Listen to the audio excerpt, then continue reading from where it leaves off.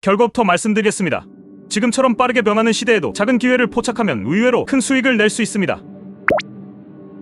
오늘은 그 방법을 구체적으로 함께 살펴보겠습니다.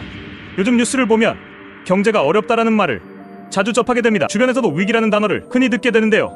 그럼에도 어떤 사람들은 이 혼란 속에서 새로운 가능성을 찾아내 빠르게 성장하고 있습니다. 운만 믿으라는 이야기가 아니라 준비된 사람에게 행운이 온다는 사실을 기억하셔야 하는 겁니다. 첫째, 흐름을 읽고, 둘째, 작은 기회를 놓치지 않으며, 셋째, 실행 가능한 계획을 즉시 실천하는 태도가 중요합니다. 특히 주변의 부정적인 분위기에 너무 휩쓸리지 않아야 합니다. 위축된 심리 상태는 눈앞의 기회마저 지나치기 쉽게 만들죠. 반면 긍정적인 관점으로 정보를 유심히 살피는 사람은 사소한 변화에서도 성장의 실마리를 찾곤 합니다.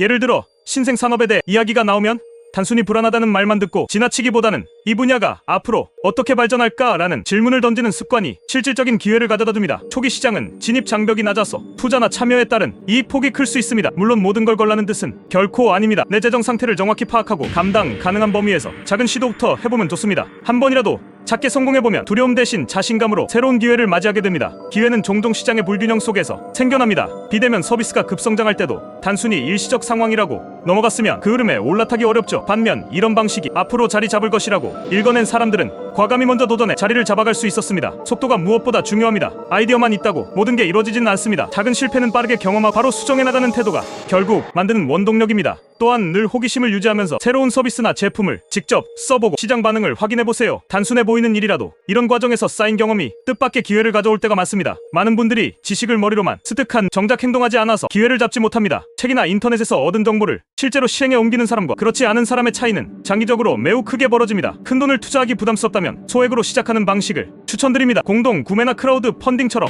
위험이 낮은 프로젝트에 참여해보는 거죠.